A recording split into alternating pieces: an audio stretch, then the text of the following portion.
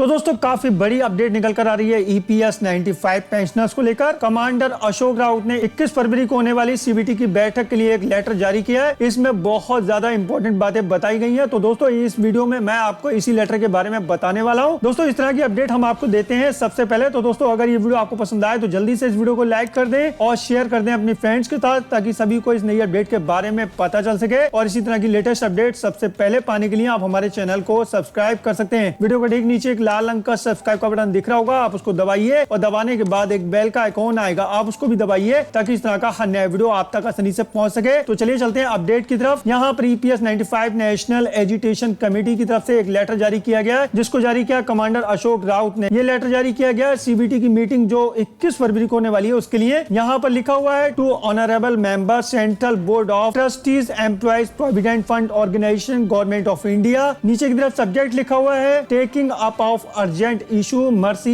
appeal of EPS 95 pensioners during incoming CBT meeting in 2019। नीचे की तरफ रीजन लिखा हुआ है, to get respectable pension to EPS pensioners and to obey the honorable apex court order for higher pensioner। नीचे की तरफ reference लिखे हुए हैं, किन किन रेफरेंस पे ये दिया हुआ है। correspondence address to chief provident fund commissioner new Delhi, correspondence address to all CBT member of EPF trust, correspondence address to Honorable Minister Mole, appeal to all member of Parliament in India, appeals to Honorable Narendra Modi, Prime Minister, Government of India, various call, attention, agitation, thought country including long march, dharna, Bhiksha Andolan, Mundan, half naked, demonstration, Tala Todo Andolan, fast until death, hunger strike, continuous chain hunger strike at most of the district of country, etc। नीचे की तरफ लिखा हुआ है, Honorable Sir, in continuation to the above, we once again appeal you kind honor to support our following demand. May I mercy appeal in the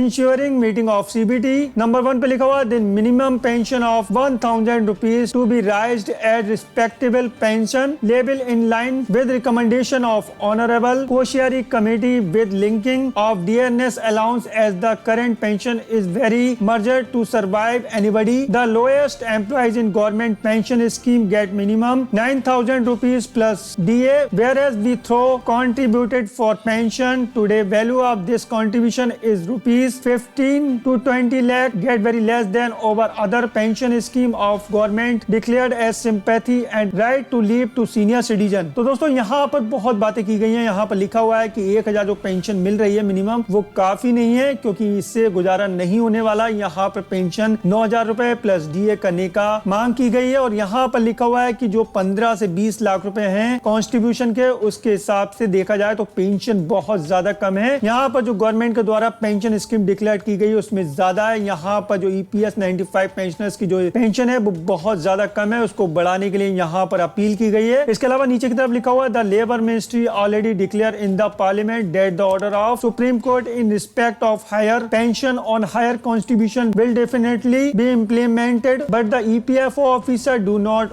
obeying, complying with the judgment and keeping the label order unheard. Hence this need to be cleared again for minister, else it dishonor the honorable Supreme Court and Parliament too। यहाँ पर लिखा है कि यहाँ पर जो labour ministry है उसने पहले से डिक्लेयर कर दिया, लेकिन उसके बाद भी ईपीएफओ ऑफिसर जो हैं वो इस चीज को मानने को तैयार नहीं है और इसके ऊपर किसी तरीके का कोई ध्यान नहीं दिया जा रहा है। यहाँ पर बहुत ज्यादा परेशानी का सामना करना पड़ रहा है पेंशनर्स को। पेंशनर्स का खर्चा नहीं चल पा रहा है, इसलिए यहाँ पर पेंशन को बढ़ाने की अपील की गई है। इसके अलावा अगले पेज पे लिखा हुआ है, the obstacle created posted by EPFO lawyer officer on 31 May 2017 denying the legitimate benefit to higher pension to so many eligible pensioners need to be withdrawn forthwith as the totally illegal and exceeding of power by lower officer, the minister L&E in so many meeting and also during discussion at the level on 5th December and with CPFC of 6th December 2018, the CPFC during discussion with the consent of MOL finally agreed to submit our demand July recommended government of approve। Example दिया हुआ यहाँ पर, enhancement of pension to 7500 with DA and immediately withdrawal of the illegal circular interim advisory dated 31st May 2017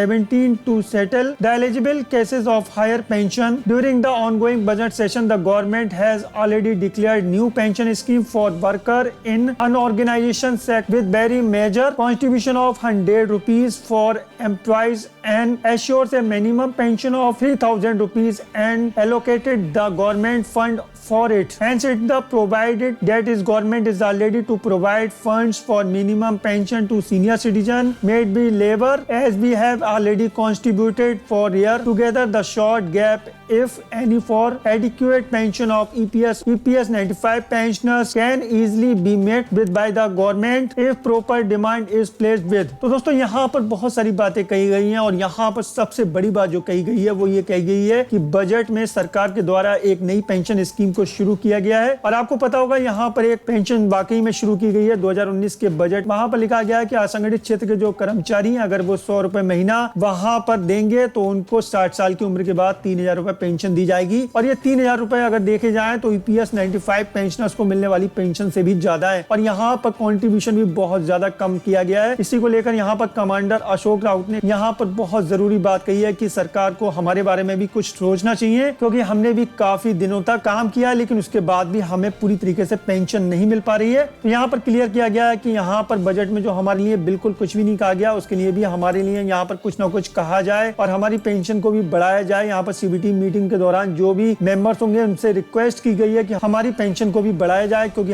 हमें जो है यहाँ पर अपना जीवन यापन करने में बहुत ज्यादा परेशानी का सामना करना पड़ा है, क्योंकि हमारी पेंशन बहुत ज्यादा कम है। और दोस्तों ये बात बिल्कुल सही है, लगातार अनशन किए जा रहे हैं, लगातार ज्ञापन दिए जा रहे हैं, उसके बाद भी सरकार के ऊपर कोई इफेक्ट नहीं पड़ा। और दोस्तों आपने देखा होगा बहुत ही अच्छी बात है EPS 95 पेंशनर्स के अंदर कि जो भी काम कर रहे हैं वो बिल्कुल कानूनी हक के दायरे में रहकर कर रहे हैं। कोई भी उन्होंने उल्टा सीधा काम नहीं किया। बिल्कुल जो भी कर रहे हैं, अगर वो अनशन कर रहे हैं या फिर हड़ताल कर रहे हैं या फिर कोई धरना कर रहे हैं, तो वो भी बिल्कुल कानून के दायरे में रहकर कर रहे हैं। इसके अलावा जो बहुत सारे ज्ञापन दिए जा रहे हैं वो भी बिल्कुल कानून के दायरे में रहते हुए दिए जा रहे हैं। कोई भी उल्टा सीधा काम नहीं किया गया है। उसके बाद भी सरकार बिल्कुल सुनने को तैयार नहीं है। और दोस्तों अब आप लोग मुझे कमेंट करके बताइएगा कि आपको क्या लगता है, क्या 21 तारीख को होने वाली CBT की बैठक में EPS 95 पेंशनर से संबंधित कोई बड़ा फैसला आ सकता है या फिर नहीं आएगा? जो भी आपकी राय हो नीचे कमेंट बॉक्स में आकर जरूर बताइएगा। और ये भी बताइएगा आपको क्या लगता है, क्या EPS 95 पेंशनर्स की पेंशन कितनी होना चाहिए? वैसे मेरे हिसाब से जो इन्होंने मांगे की है 7,500 रुपए प्लस DA बिल्कुल सही है। और आप लोग भी मुझे कमेंट करके जरूर बताइएगा। और अगर ये वीडियो आपको पसंद आया हो तो जल्दी से इस वीडियो को लाइक कर दें और शेयर कर दें अपनी फ्रेंड्स के साथ, ताकि सभी को इस न्यूज के बारे में पता चल सके। और इसी तरह की लेटेस्ट अपडेट सबसे पहले पाने के लिए आप हमारे चैनल को सब्सक्राइब कर सकते हैं। वीडियो के ठीक नीचे एक लाल रंग का सब्सक्राइब का बटन दिख रहा होगा, आप उसको दबाइए और दबाने के बाद एक बेल का आइकॉन आएगा, आप उसको भी दबाइए ताकि इस तरह का हर नया वीडियो आप तक आसानी से पहुंच सके। और अपना ख्याल रखिएगा, फिर मुलाकात होगी। Thank you.